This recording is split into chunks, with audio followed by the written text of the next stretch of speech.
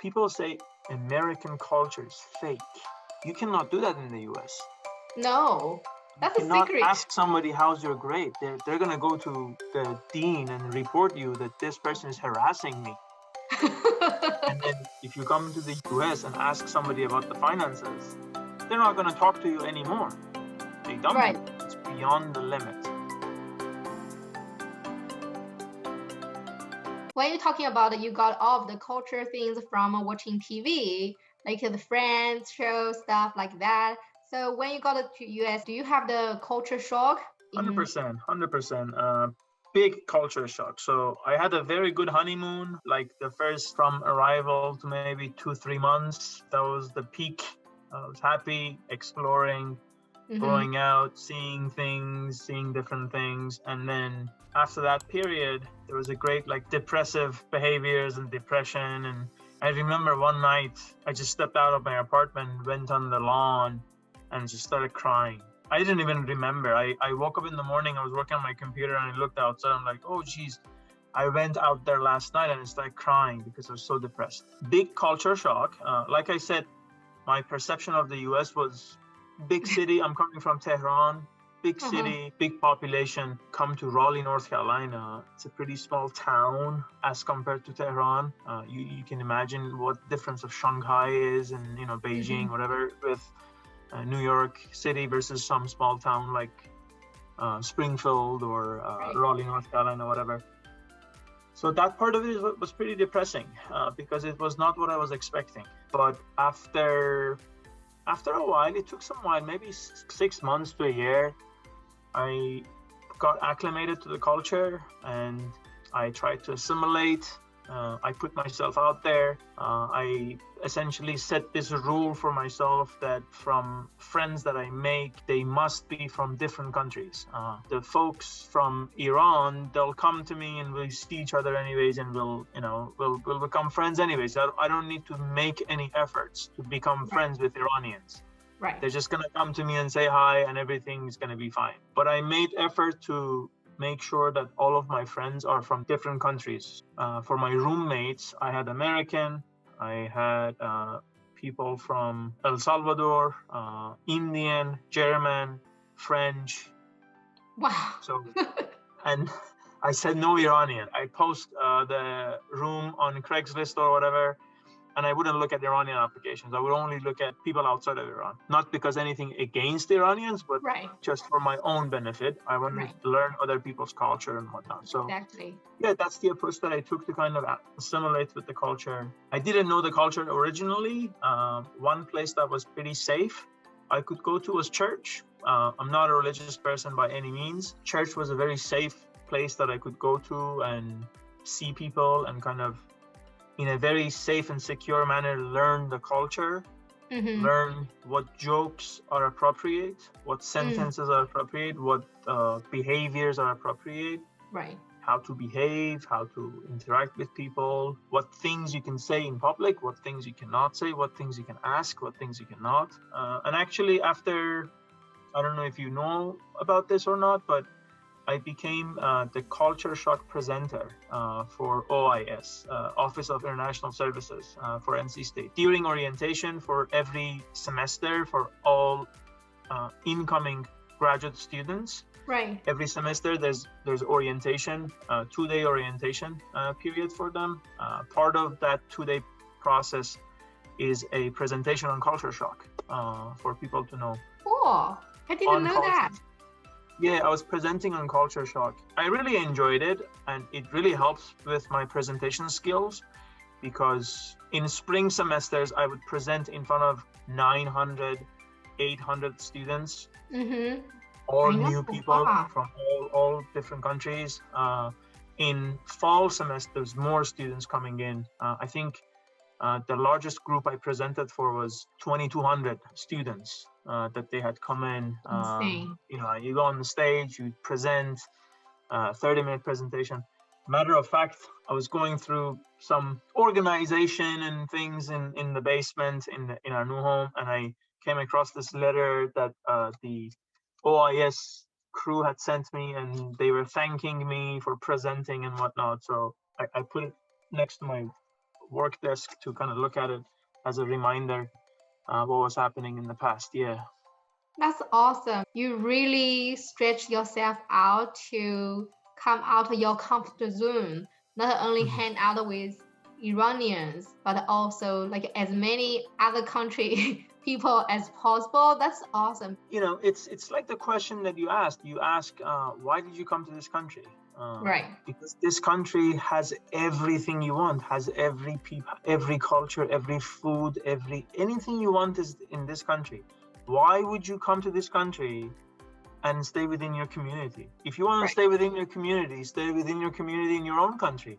Why would you come here? If you come here, you want to take advantage of what this country has to offer, right? Otherwise, why do you come here? It's like going to a restaurant with a sandwich.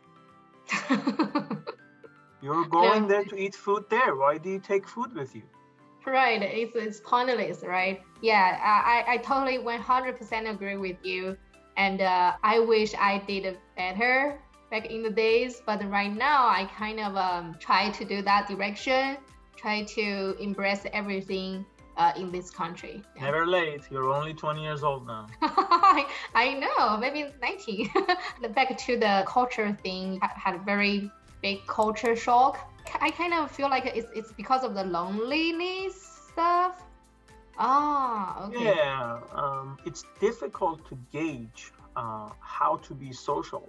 It's difficult to understand the social norms so you can operate. It's difficult to know what's appropriate, what's not appropriate, right?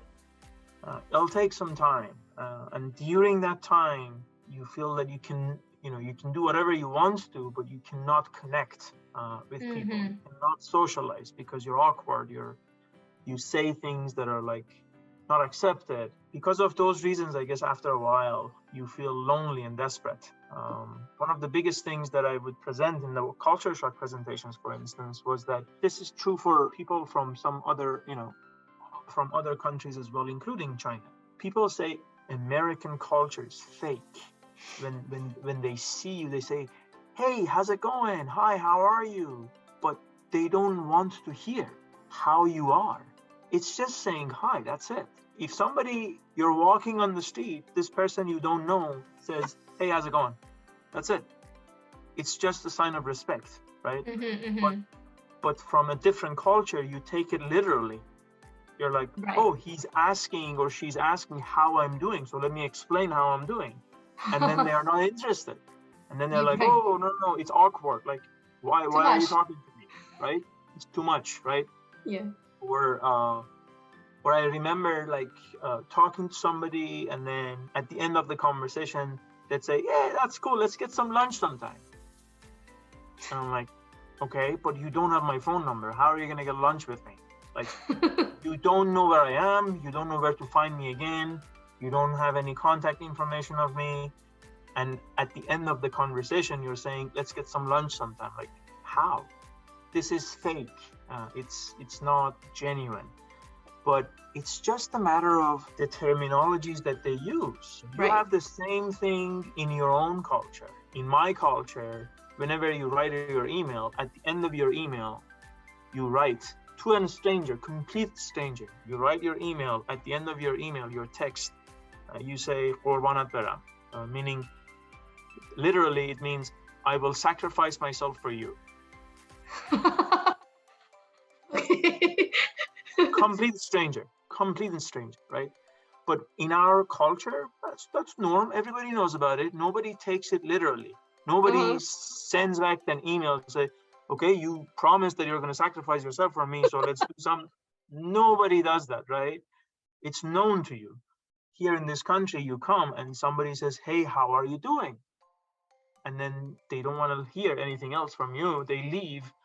You feel it's fake. So it's just a matter of culture, right?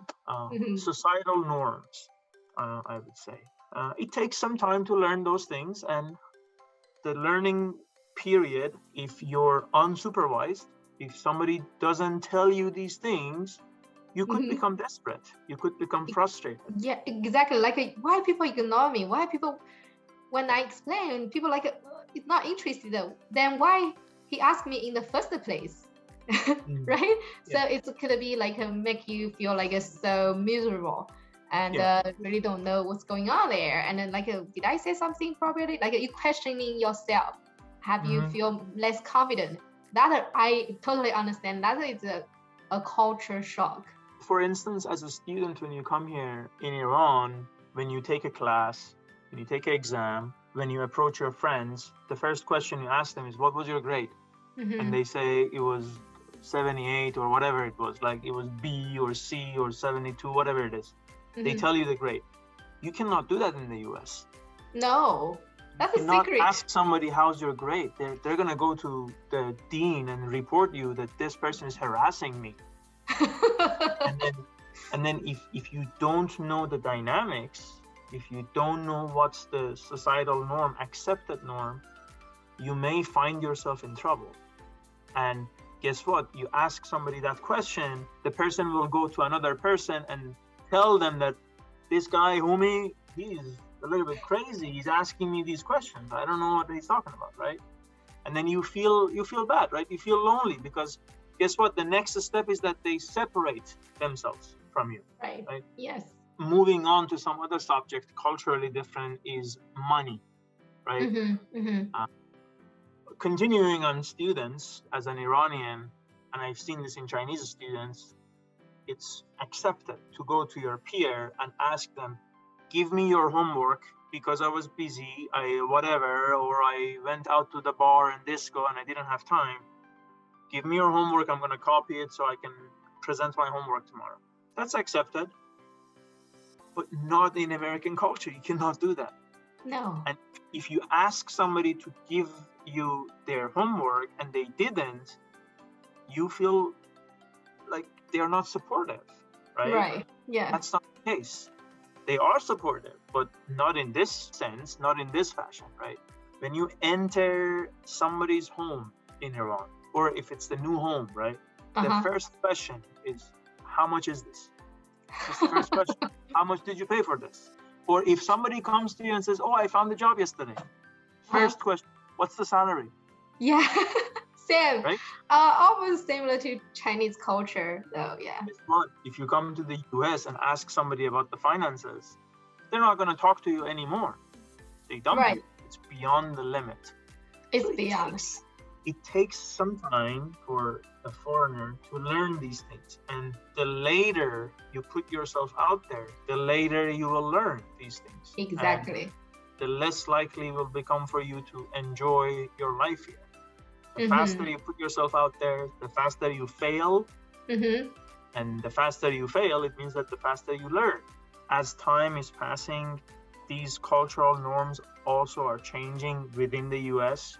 If you read the studies and news, everything that is coming out, this generation, this newer generation is a lot more open in sharing their finances because there's power in knowledge, always. There's power in knowledge. There's power in knowing. If I know how much a PhD graduate in this major from this university is making in this part of the country, when it's my time to get a job, at least I have a sense of what I should be asking for. Or if I get an offer and the number is very high, I can feel more comfortable. Or if I get an offer and the number is very low, I would feel comfortable negotiating. Thank you again, Humi. I appreciate your time. Thank you.